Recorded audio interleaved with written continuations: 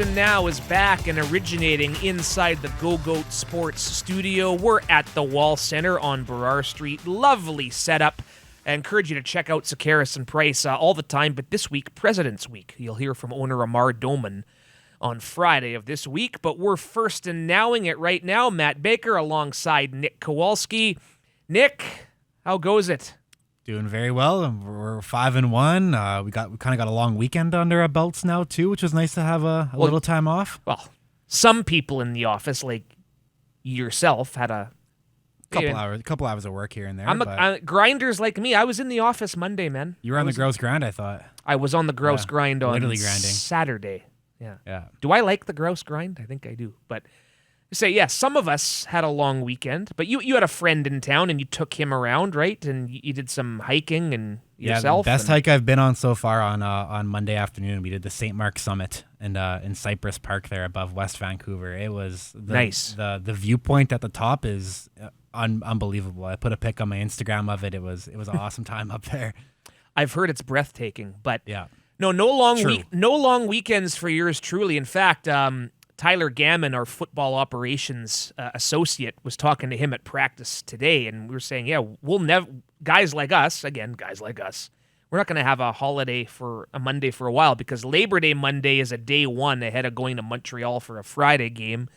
A Thanksgiving weekend is similar, I think. But anyway, we're not here. We love it. It's why we work in football because, again, some of us have to work the odd weekend, have to work the odd statutory holiday. But, yeah, we flew home in high spirits. Operation Orange, some great fans joining us on the plane. Your old buddies with Dave Wardle by now. Dave's a loyal podcast viewer. He says he watches the entire video. He did tell me that. Yeah, I have to watch my fidgeting and my checking my watch. I'm not going to do that because I know Dave's taking notes. But, yeah, 5-1, and, we can hit any angle of this game. First quarter, I'm thinking, okay, here we go again. Another big Western trip, a statement game, a tough environment. These are the games we just can't seem to figure it out. But a couple things happen in that second quarter. A big safety, a tackle of Morrow there in the end zone. A big Obum Gwacham sack to get the ball back. Before the half, Nathan punches one in, and it's game on. A 28-0 run, 32-17. We talked about it. A crucial 5-game stretch starts with a win.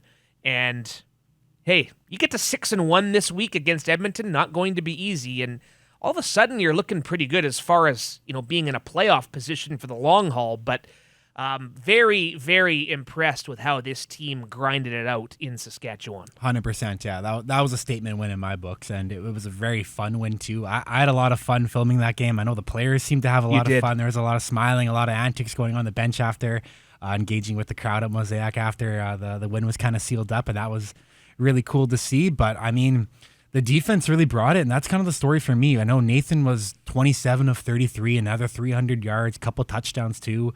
But the defense, like you said, they got off to an unideal start. Marcus Sales gets beat for a touchdown in the end zone, but then what does he do in the second quarter? He makes a tackle on that safety. Another unsung hero too. Josh Banks kind of blows that play up on the middle, forcing Morrow outside to make Marcus Sales big time get that tackle. And Marcus Sales had a couple nice tackles on Duke Williams too. So he hasn't let any negatives go to his head. He's bounced back and played like the true veteran he is. He's someone that I think isn't getting enough credit for his stellar play. Like we saw in Hamilton too. He was outstanding. Yeah, it seems like we've talked about every other starting defensive lineman except Josh Banks. Yeah, those interior guys, they're people too, right? And very impressive. Again, both sides of the ball. Special teams, maybe we got to get the return game going a little bit, but we're nitpicking. You had a Moj fact for me. Oh, yeah. So I was after we saw Moj on the plane there and right by us, and we were talking about how the defense really turned it up in the second half. And he says, after Cody Fajardo's 1 yard scramble or 1 yard dive up the middle to make it 17-4, the Riders had 35 plays on offense from scrimmage, and they got 73 yards. So Ryan Phillips' unit totally locked it down after that, giving up 2 yards of play. It's a Moj fact. There you go. That's an old ad that used to run on our former radio home, a team/TSN 1040. Then another 100 yards from Keon Hatcher. Dominic Grimes with a highlight reel 1 yard or one-handing catch for a touchdown and diving in the end zone. Javon Katoy and the guys doing skull in the end zone. It was a fun win. Yeah, Lucky singing West Virginia. Country Road, was it? Is that the name of the song, the title? Take me, Thank you, Liam. Welcome to Liam Thompson, by the way, to our content team, helping us film this podcast today, getting a first-hand look about some of the greatness that we come up with on a weekly basis. So Edmonton Elks coming in here, and the big storyline of the week, we're recording this on a Wednesday afternoon, one full day of practice to go. Brian Burnham is on track to return a full participant so far this week. How much we see him utilized is kind of, that's kind of up in the air because this receiving core has been outstanding without him. But career game number 99 for Mr. Burnham. He has not played since game 2. He suffered that freak rib injury. Quite the chippy game there as a result. But good to see Burnham back. This is a guy who has worked his tail off to get back to this point. Very, and when we've been talking to him after practice too, you can tell how happy he is to be back out there, and not even him, but how happy the guys are around to have him back, because he has been sticking around. He's been whether it's been live tweeting from the Ottawa game or whether it's been on the sidelines being Lucky Whitehead's #1 fan on the sideline there. It's great. He's been coaching a little bit. The veteran he is. Yeah, it's great to have Brian back. And like you said, it's I'm really intrigued every week. It's really Nathan Rourke's call about who gets the distribution on offense, and we've seen that Nathan can go through his reads. I mean, that Dominique Rams play, he had 6 seconds to get the ball off, and he even brought up that David Mackey was getting open for him. So there's guys all over the field getting open. Well, that one, the Rhymes touchdown last week, I was kind of on the near sideline there, and I'm thinking, okay, he had Javon Catoy open kind of toward the flat. I'm thinking Javon's open, but no, he stuck through it. The footwork, he was patient, outstanding protection, and that just kind of adds to the sort of the legend of Nathan Rourke so far this season, is that if his first option, maybe his first read isn't open, he's still able to make things happen. And great throw, great protection, outstanding one-handed catch, like you said. But yeah, Nathan put on a clinic with his feet too, like you mentioned. I know our friend of the program, Marshall Ferguson, put out a little video package on Twitter I saw about just highlights of Nathan making guys miss and extending plays with his feet and doing all that. And he was fantastic in that sense. And then I have to mention the Javon Catoy touchdown ball too, how close that ball was to hitting the goalpost. And right through. Yeah. And that takes practice to make that throw, and Nathan nailed it. Winning makes for more fun on the plane, makes for more fun at the office, makes for some great content. Your Road in 5 recap was outstanding. Head to bclions.com, the all access, everything. Good times overall. Lions and Elks Saturday, Legends Night. Paul McCallum, Jovan Olafoye going into the Wall of Fame. That should be special. Backyard Block Party is back, 3 o'clock, 19 and over. We're shutting down Beattie and Robson, famous players band, on the Plaza. If you prefer to do your partying on the Plaza, I know you're going to be heading to indulge. $5 beers, $5 margaritas. Okay, I'll have my camera out Don't there get too buzzed before kickoff. Yes, I'm just kidding. I'll be working. Yes, you'll be working. We're always working, even on stat holidays, by the way.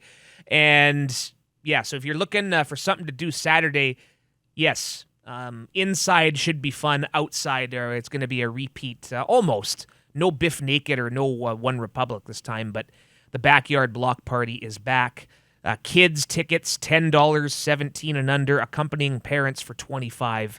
Find me a better sports deal in town. So another win will go a long way in creating even more of a buzz as we get to the second half of August. But the Elks coming off the bye, very quickly, before we get Delvin Breaux Sr. on board, he's going to join us here on this episode, but we have a few minutes before he's going to connect.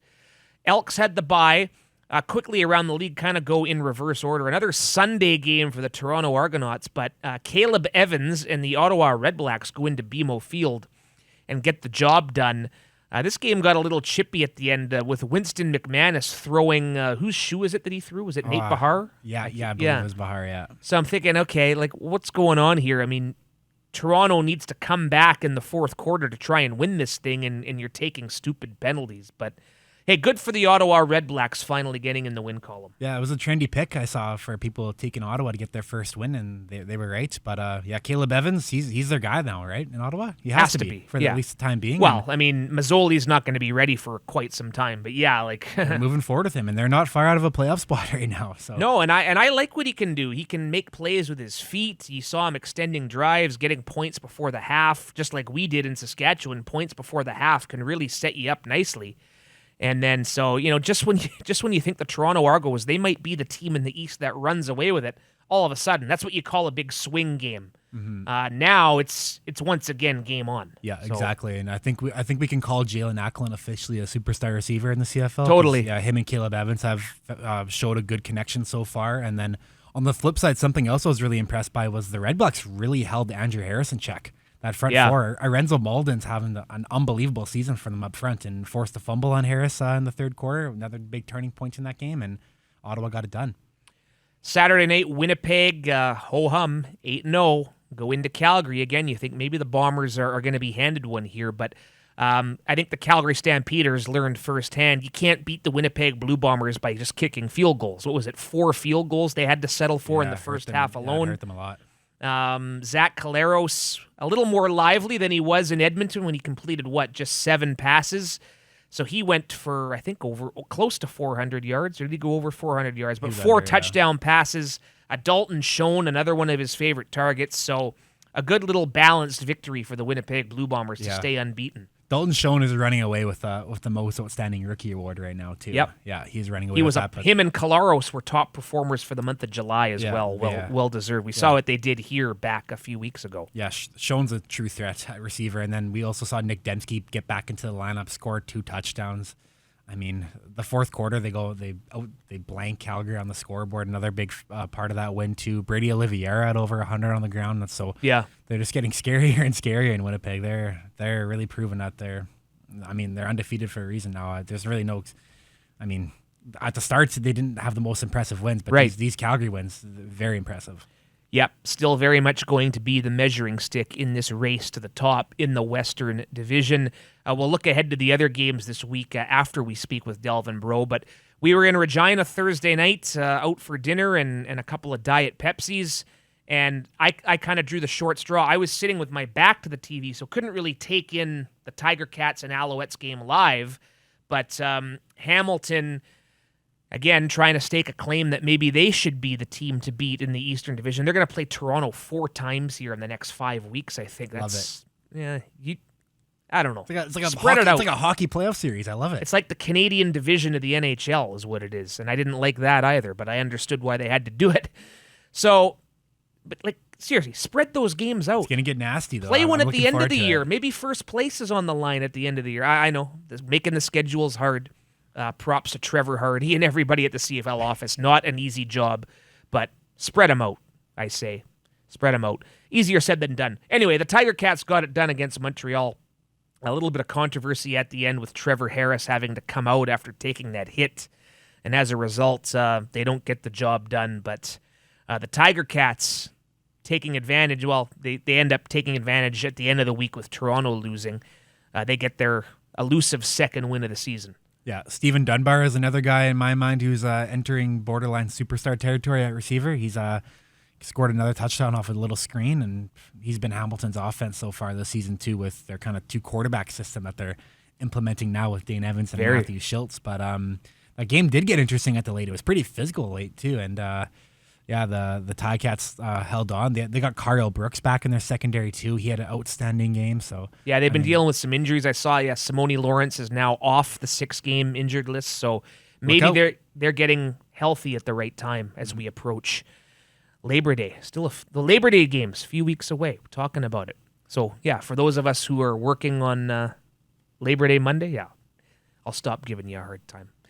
It's okay. You deserved. You deserve some time. You're doing some great work, and we're very lucky to have you. I don't mean that lightly. I'll be watching a lot of football that weekend. Yes, Nick Kowalski, one of the top videographers in professional football. Yes, you heard it here right first.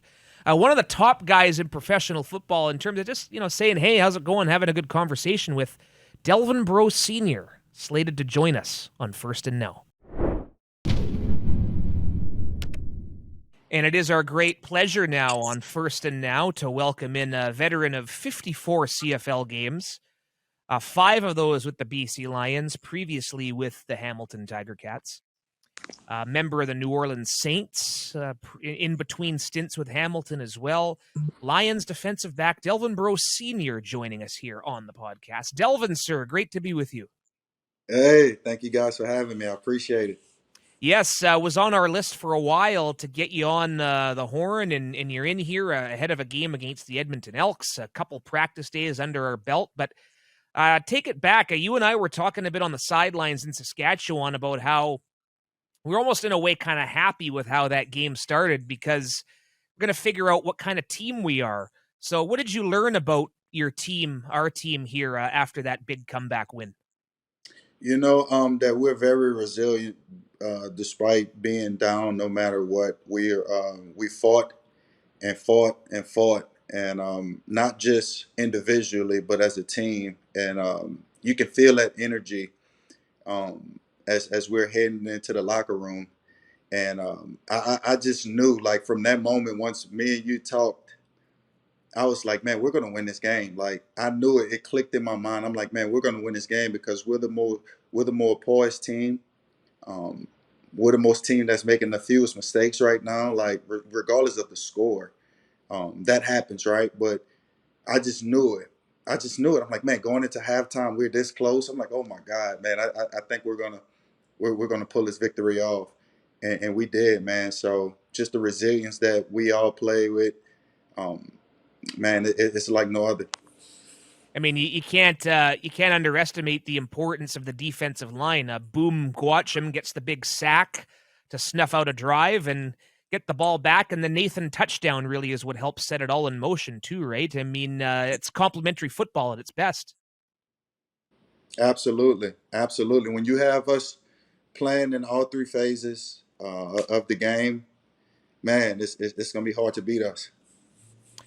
Bring in Nick Kowalski here in just a moment to ask a couple of his questions, but we've talked a lot about the potent offense. I mean, Brian Burnham goes down, the receiving core doesn't miss a beat. This week he's back, but practicing against that group every day, Delvin, just how much does that make you guys better as a defensive unit?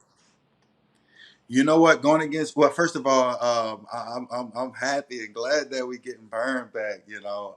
So Hell yeah. prayers to God and his recovery process. I know he's been busting his butt to get back on the field, and you missed a lot, Burn. We can't wait, man. We glad you're back, man. So just wanted to say that. But going against him and that group every day is we're not just getting better, but we're making them better as well. Those guys are running crisp routes. They're catching the ball, whether it's contested or not. And the quarterback's just making it hard for us to cover these guys in practice, which is a good thing because we know when they go against guys in a game, the other opponents, they're going to be dominant as well. And then we also get our lick back too, right? We have some great games, not games, excuse me, practices against our offense to where it's like, man, our defense is dominant. Our secondary is locking down. So anybody we go against on game day is going to be trouble. So we compete against each other, and that's what it's about. Once we bring the best out of each other, then, man, nobody can mess with us. And so, Delvin, you're somebody with a lot of experience playing professional football. You had some fantastic years in Hamilton, played in the NFL a couple seasons, but this season there's been a big change in the CFL. And I asked RP about this last week, and I want a player's perspective now. But the hash mark change, from your perspective, we're 7 games in now, almost hitting Labor Day. But from your perspective, can you just talk about what that change has done to the game this season? You know what? I didn't really find it as a big change. I mean, football is football to me. You can move the hash marks all the way to one side of the field and tell us that that's going to be the hash marks. I don't care. As long as they have a football on that field, let's line it up and play. You know what I'm saying? I mean, we have to adjust. Life is about adjusting, right? So you just have to adjust. I mean, I don't see no difference. I love it actually. The way RP has us playing right and left. I think that's how it should be. It's like a balance now.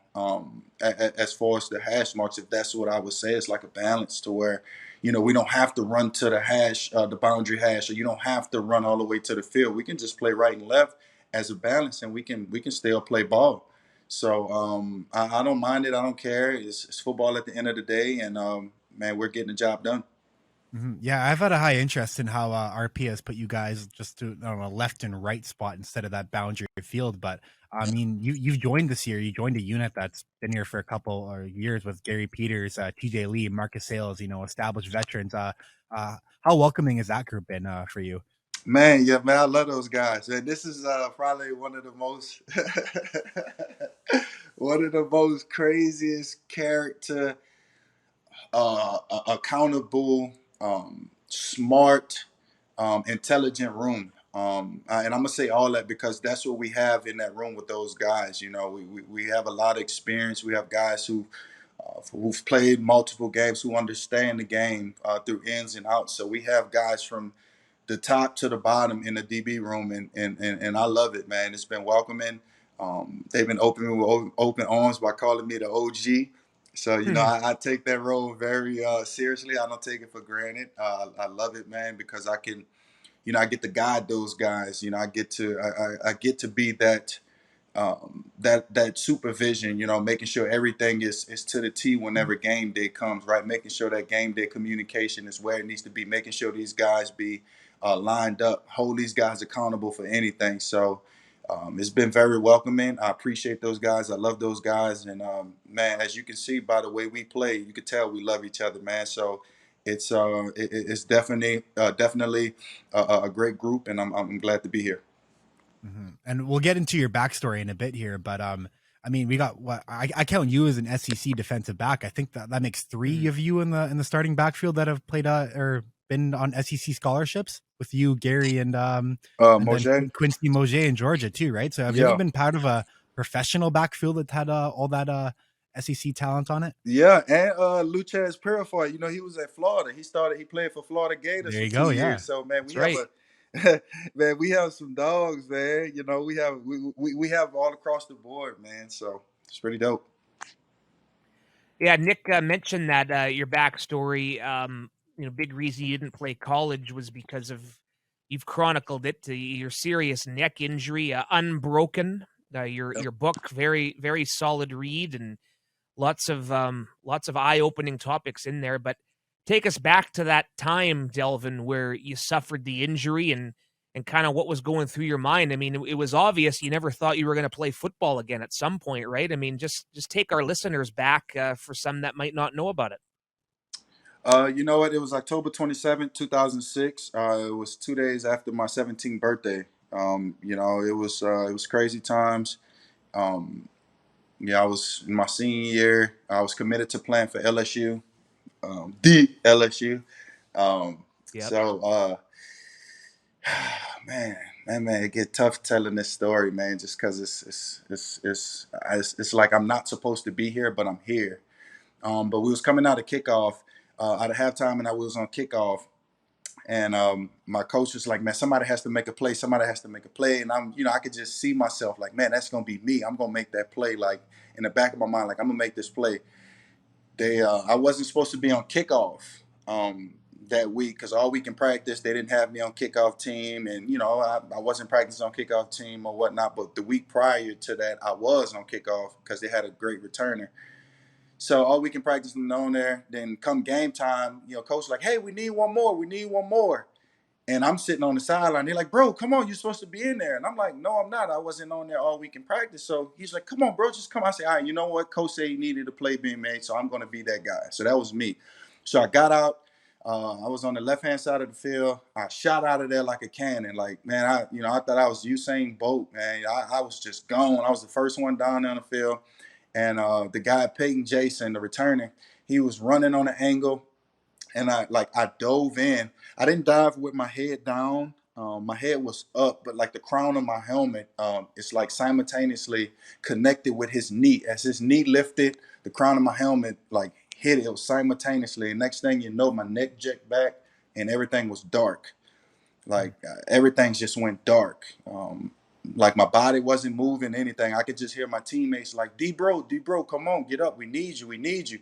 And I'm like, I would, if I can move, but I can't move. I can't move. And those words was just like drowning out, as if I'm just going under. And then within a few seconds, I just seen a bright white light.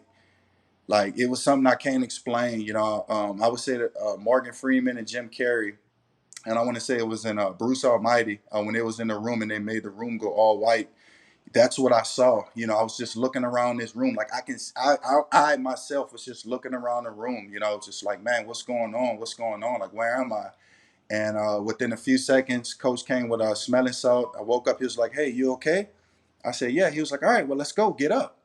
So Mm. next thing you know, I got up on my own 2 feet, and I walked off the field. I took my helmet off and everything, walked off the field, not knowing my neck was broken. Back in high school, you had to, back in the day, you had to take 2 or 3 plays to sit out before you get back in the game. So on the second play, I was jumping up and down. The first play, I was jumping up and down. I'm like, oh yeah, I'm about to get back in. I didn't feel anything. I didn't feel any pain, anything. And then the second time, when the second play came, I'm jumping up again. I'm like, oh yeah, it's about to be time to get back in. That's when I felt this excruciating pain, like a sharp pain just shot up my back, and I was like, oh, whoa, whoa, whoa, something ain't right. So I turned around and immediately I saw my dad. Like it was no panic or anything. Like I just was calm, cool, and collective. Went to my dad, said, Dad, something back here is bothering me. And he was like, well, where at? I was like, back here. So they put some an ice bag on my neck. Doc came over and they tried to give me ibuprofen. So I put the ibuprofen in, and I couldn't swallow the ibuprofen because my disc slipped in my esophagus from the injury. And mind you, we didn't know what was going on. So I'm just, I'm sitting on the sideline, I'm coughing up these pills, and then next thing you know, man, I just feel this excruciating sharp pain, like something just stabbed me like right down my back. I'm like, Dad, get the ambulance. Something is wrong. Get the ambulance. Something is wrong. Man, they got the ambulance. They put me on the gurney and they took me to the hospital. And so your road to recovery. I mean, I've heard you tell the story before, and it's just it just gets it's chilling all the time, right? But I mean, and sorry to have you relive it, but your road to recovery, what was that like? Was there ever any time where you're like, this isn't worth it, or take us through that process? You know what? I didn't have any doubts that football was going to be out of the question because once I was getting discharged from the hospital, I asked my doctor who fixed my neck, my guardian angel. I asked him, I said, is football out of the question for me? Like, is football over with? He as he was walking out the door, he was like, send him Super Bowl tickets when I make it to the Super Bowl. Mm. And that moment, that's all I needed. That's all the motivation, the determination, anything, inspiration. That's all I needed right there. Because he didn't say football was adequate. He says, bring him Super Bowl tickets when I make it to the Super Bowl. So it's like, wow, maybe it's not out of the question. Maybe if I continue to keep working hard, then, I can make it. My dad was standing right next to me. He said, all right, son, don't worry about football right now. But in order for you to be at the top, you have to outwork everybody. And I mean, that's everybody. And it took me 7 years to get back to playing football again. I didn't play college football. I was playing flag football, working and stuff. But it took me 6 or 7 years to finally get back medically cleared to play football, and I made it all the way. And then you're not just someone who made it back, but you made it back all the way to the NFL. And I'll call a spade here. We have a lot of CFL players who go to the NFL and they have a cup of coffee and they come back. But you were someone who started from day one, had a terrific first season with the New Orleans Saints. But just can you what can you say about those times with New Orleans? You know what? I'm appreciative. I'm very appreciative. I'm very thankful for the staff. I'm very thankful for the coaches, my teammates. I'm still in touch with some of those guys. So, everything was awesome. From my rookie year coming in, how everything played itself out. I just let God take over my journey, and He made it. He made it to where I was successful. Even getting cut on Twitter, it was still successful because I had an opportunity that a lot of people wouldn't have made it this far. I got to do something. I got to live and do something that a lot of people, who wasn't hurt didn't get a chance to. But the ones who were hurt or gotten hurt to stop their careers, I was one to make it, to inspire them to keep going. You know what I'm saying? So I'm just thankful, man. It was awesome. I'm glad to be back in the CFL. I'm glad I had got the call back to the CFL because I knew that was my call. I knew Canada was it. I love Canada. The game is beautiful. The game is fun. Then we only have like 4.5 hour days. So, I love it, man. So I actually just looked at it as an adjustment, because I know God is definitely going to bless me one day. Your story your story to the BC Lions is quite interesting too. I mean, you didn't play last season. Announced a retirement, I believe, between 2019 and to today, and then signed with the BC Lions in 2022 and free agency there. And even Coach Rick Campbell has said that it was a surprise to him that they were able to get a player at your level out here. But how did that process all come about? You know what, man? I was enjoying the retirement process with my son. Building our brand. Doing my publishing my book and everything. That was awesome. I was enjoying it, but I felt like I was missing something. I would watch the CFL games in 2021 and just be like, yo. I'm calling out routes. I'm like, man, he's about to run a dig. Out is coming. I'm like, man, I still feel like I can play mentally wise. Physically, I was still in shape. I was still running the hill. I was still getting massages and stuff. And I was just like, God, if you're trying to tell me something, then let me know. You know what I'm saying? Like, if you telling me that football is still in play, like, show me. And 2021, I just got more intensified in my workouts. Like, everything was just pointing towards, man, going back to play football. And I was like, maybe I can give it another go. Plus, I still had another year on my deal because of COVID. Yeah, I was like, you know what? I still feel bad that I didn't finish off that last year on my deal, and that's not me to not finish anything, right? So I just asked God to show me a football for me. He showed me, and I did not know beautiful Vancouver, British Columbia. I did not know it was going to be this team. It is so beautiful out here. I'm so thankful. I'm enjoying this journey.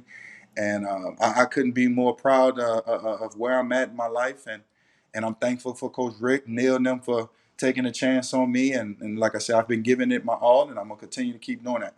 Mm-hmm. Yeah, you're definitely enjoying Vancouver from what I see on social media and also what I hear about you. But I want to give you a plug to promote your social media because you're someone who I enjoy following, whether it's your trips out to different cities and what you're posting about and where you're going, or Oh yeah, the new products you're trying all on your Instagram and all of that. oh yeah. So how much of a joy is social media to you?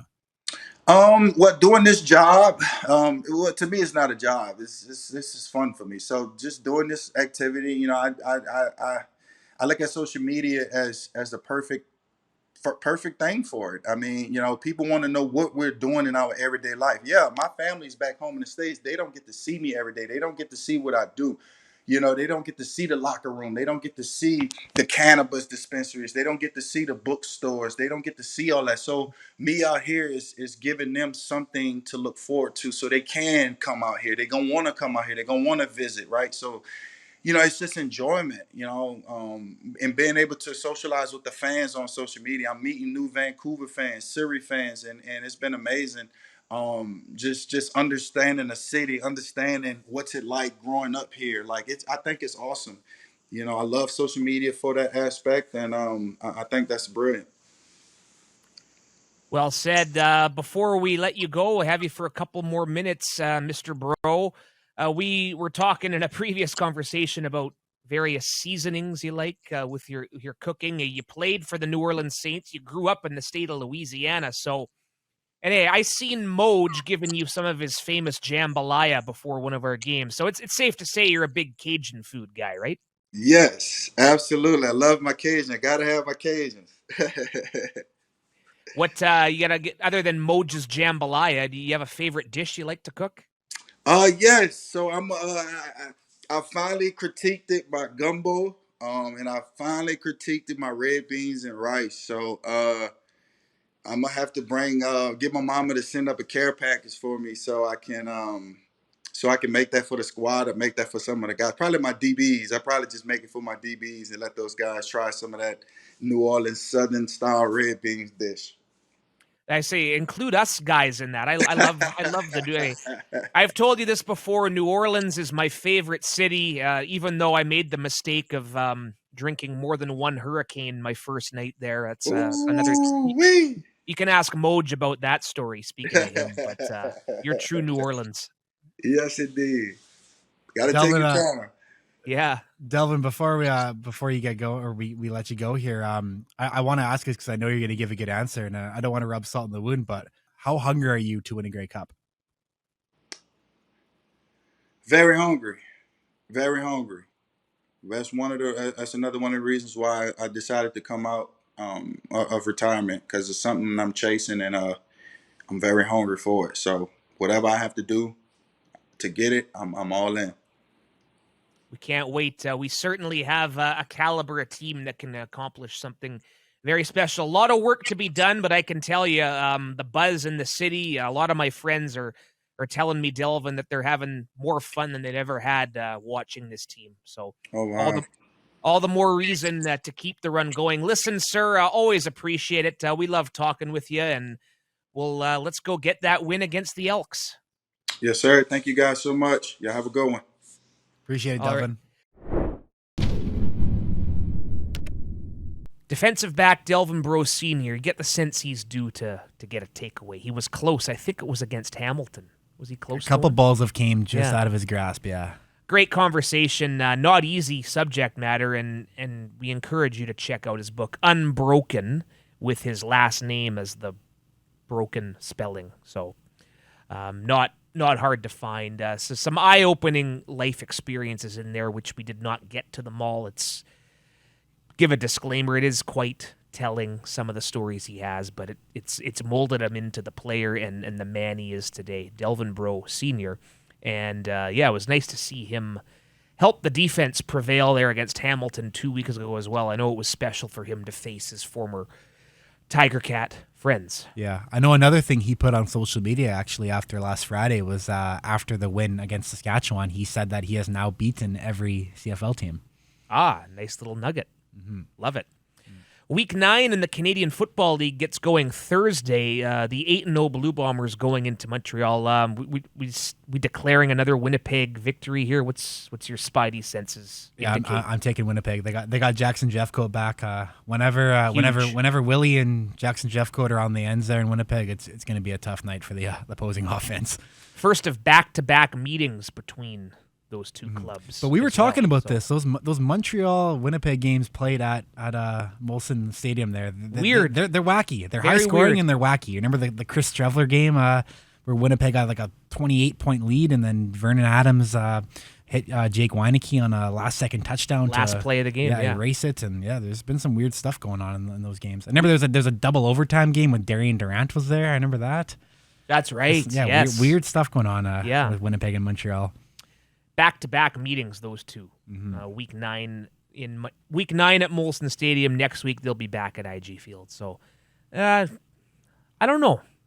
Winnipeg's going to lose a game they're not expected to at some point. I don't know if that's this week, but the home game against the home game they have would be interesting. I know last year, I don't know where William Stanback is at, but I remember last year Montreal came into Winnipeg with Trevor Harris and William Stanback, and they gave them a good run. Yeah. They didn't lose at IG Field last year, did they? Or did they drop one? Did they drop them? I suppose we can look this up later and no, they did not. They did not. And so, I can't confirm. Yeah, so they're gonna drop a game here in short order. But until they give us reason to doubt them, you might as well take them in your weekly picks. Winnipeg, Montreal Thursday. Yeah. Another East versus West situation. Calgary bouncing back, trying to bounce back. They're 4-2, 2 points behind your BC Lions in the West Division. Calgary in Ottawa, the Red Blacks. We've asked this about a few Eastern teams on the podcast this year. Not yet the Red Blacks because they just got that first win, but can Ottawa build off that first victory? I say they can. Yeah, I'm with you there. I've been impressed by Ottawa. I've been singing their praises. I was a little skeptical going into the season about all their additions and how they were going to mold, but like I've said this before, the second after we played them in Ottawa, I was sold on the Red Blacks. And right. I think that now that they got the win in the standings, and I think they can move forward with Caleb Evans, and it's going to be no easy task. Bo Levi Mitchell's looked very strong for Calgary this season, and I think both offenses are going to find some success in that game. But I mean, the home field should help Ottawa out big time. You made a great point on a recent episode that the offense struggled last year league-wide. Scoring was down. It had to be a COVID thing.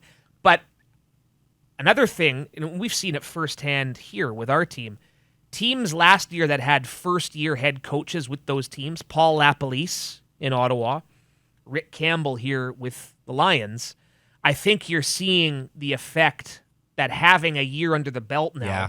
They couldn't prepare for 2021 in quite the same way that they would have. Everything was virtual. Players were spread out in meetings.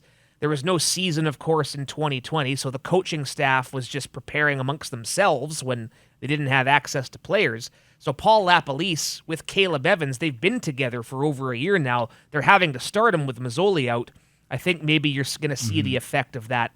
They're going to be more beneficial now that they've had this time together. So, yeah, again, anytime an East team can beat a West team, you sign up for that. Ottawa, Calgary, Friday. First half of the doubleheader Saturday. We're the last one of the week. No Sundays this week. It's going to feel weird, but Toronto, Hamilton, 4 of the next 5 weeks, I think they're locking horns. Not a fan of that, but makes the Labor Day meeting less special in my mind. Yeah, but I that's very intrigued. Toronto. Let's see if Ryan Dinwiddie and his guys can get their heads back on straight after some of those late game shenanigans cost them against the Red Blacks. I'm tempted to go Hamilton here all the way, but I am too. It's at Tim Hortons, right? I believe so. Yeah. I'll take Hamilton at home then.